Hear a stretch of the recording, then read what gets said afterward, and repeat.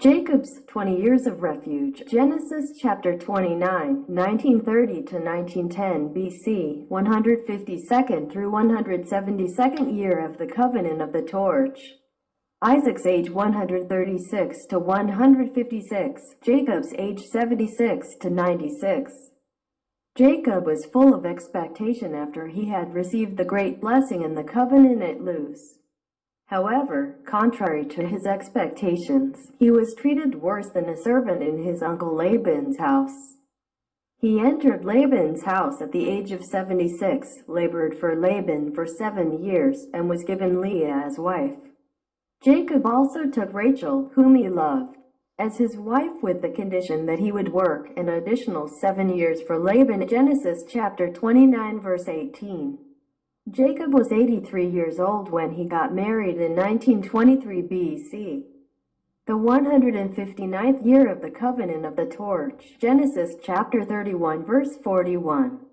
According to these calculations, Jacob was married at an old age after much of his youth had passed, 43 years later than his brother Esau. Both Isaac and Esau were married at the age of 40. Genesis chapter 25 verse 20. During the 7 years of additional labor, Jacob obtained 11 sons excluding Benjamin, and 1 daughter through his wives Leah, Rachel, Bilhah, and Zilpah. During the 7 years, Leah gave birth to 6 sons and 1 daughter, thus, assuming that she gave birth to 1 child each year. She had Dinah on the 14th year of Jacob's stay in Haran, first 7 years plus second 7 years. Since it was not too long after this time that Rachel gave birth to Joseph. It is highly possible that Dinah and Joseph were the same age. Genesis chapter 30 verse 21. Even after the birth of his 11th son, Joseph, Jacob labored another 6 years for his uncle Laban's flock. Genesis chapter 30 verse 25. Genesis chapter 31 verse 40 states, "Thus I was. By day the heat consumed me and the frost by night. And my sleep fled from my eyes." The Hebrew and for heat in this verse is horeb, which refers to the ground drought, and the word for frost is kara, which refers to water freezing coldness. Jacob endured such heat and cold without rest in order to watch over Laban's flock. Yet, Laban, his uncle and father-in-law, changed his wages 10 times. Genesis chapter 31 verse 7. Even at an old age, from the age of 76 to 96, Jacob lived for 20 years in Laban's house, where he was treated as if he were less than a human being and suffered indignity. Genesis chapter 31 verse 40. He endured the trials of the rod of men and the strokes of the sons of men. 2 Samuel chapter 7 verse 14. It was the word of God that gave him the strength to endure the 20 years of affliction, and behold, I am with you, and will keep you wherever you go, and will bring you back to this land, for I will not leave you until I have done what I have promised you. Genesis chapter 28 verse 15. The angel of the Lord appeared to Jacob to comfort him and to fill him with hope, saying, "For I have seen all that Laban has been doing to you. I am the God of Bethel, where you anointed a pillar, where you made a vow to me. Now arise, leave this land, and return to the land of your birth." Genesis chapter 31 verse 12. The God of Jacob is our God today. He sees all of our sufferings and keeps an account to wipe away our tears and repay us according to our labor.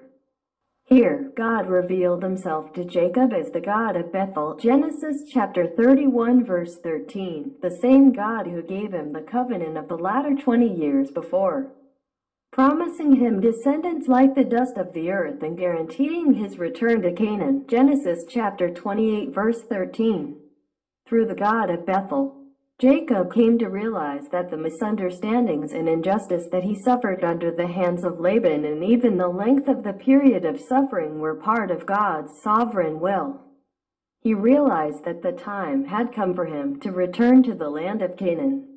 When Jacob left Canaan at the age of 76, he was like a fugitive on the run, but now at the age of 96, He was returning as the head of a large clan that included 4 wives, 12 sons, and exceedingly great wealth. Genesis chapter 30 verse 43. The flow of God's work of salvation, which had been passed down from Abraham to Isaac, appeared to have halted with Jacob's departure from the promised land, but this was not the case. In fact, not only did God give Jacob 12 sons so that they might become the foundation for the 12 tribes of the nation of Israel, but he also called Jacob back to Canaan so that the flow of the work of salvation would continue ever so vigorously.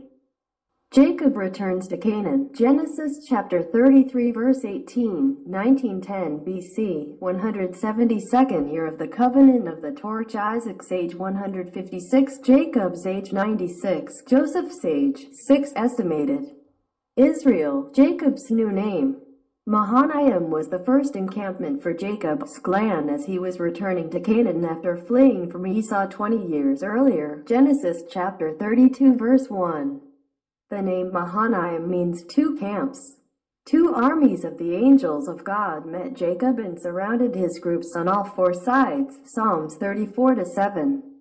Because Jacob feared greatly the revenge that he might suffer at the hands of his brother Esau.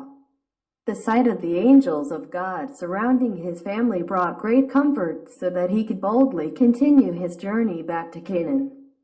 He was now sure that God would lead him safely to the land of Canaan and that he would continue to protect him in that land.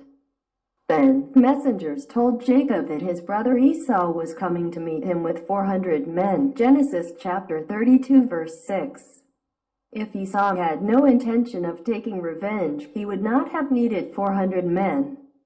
Jacob prepared a present for his brother Esau, 200 female goats and 20 male goats, 200 ewes and 20 rams, 30 milking camels and their colts, 40 cows and 10 bulls, 20 female donkeys and 10 male donkeys.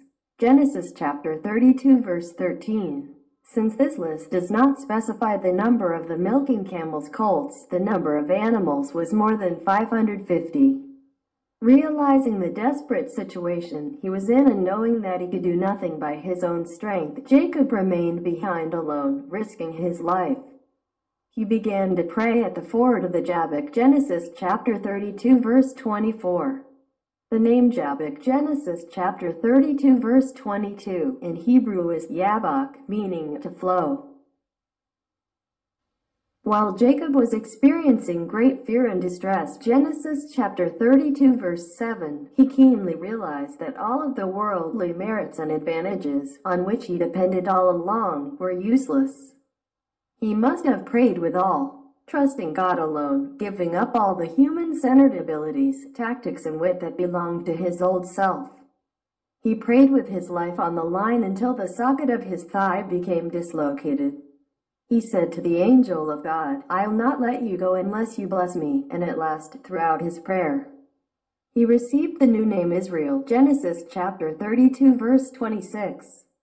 The name Israel also became the name of the nation that his descendants would establish, demonstrating that the spiritual root of the nation had come through Jacob. Jacob protects Rachel and Joseph. When Jacob saw that Esau was coming to meet him with his army of men, he placed Rachel and Joseph in the very end of the caravan in order to protect them from Esau. Genesis chapter 33 verse 1. He did this because Rachel is the one whom God remembered and opened her womb to give birth to Joseph. Genesis chapter 30 verse 22.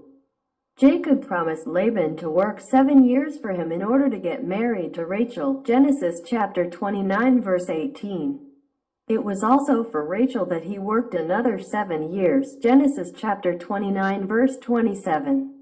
In total, he worked for 14 years to take Rachel as his wife. The wife to whom the prophet Hosea refers in Hosea chapter 12 verse 12 was Rachel. Now Jacob fled to the land of Aram, and Israel worked for a wife. And for a wife he kept sheep among his 4 wives, Leah, Rachel, Bilhah, and Zilpah. Rachel was the only true wife in his eyes, H.C. Leupold says. Now Jacob had naturally destined Rachel to be his only wife. Her sons should have been the firstborn. Jacob and Esau reconcile. Jacob bowed down to the ground 7 times until he came near to Esau. Genesis chapter 33 verse 3. Jacob was already 96 years old at the time. Bowing down to the ground was the most respectful way to greet another person. Thus, Jacob bowed down to the ground to demonstrate that he had deeply repented of all the things he had done to his brother in the past. Esau, seeing Jacob bowing to him with great difficulty from a dislocated thigh, ran to meet him and embraced him. He fell on Jacob's neck and kissed him, and they both wept. Genesis chapter 33 verse 4. All the feelings of hatred, conflict, and anger melted away instantly. All of this was through the work of God. Once Jacob reconciled his relationship with God through prayer at Jabbok, God reconciled Jacob's relationship with his brother Esau. If we reconcile our relationship with God and please Him, then He will help us resolve the issues that are too great for us to handle. He helps us make peace with our enemies. Job chapter 22 verse 21. Yield now and be at peace with him, thereby good will come to you. Proverbs chapter 16 verse 7. When a man's ways are pleasing to the Lord, He makes even his enemies to be at peace with him. This concludes today's message. Thank you very much. God bless you. I wish you have a good day.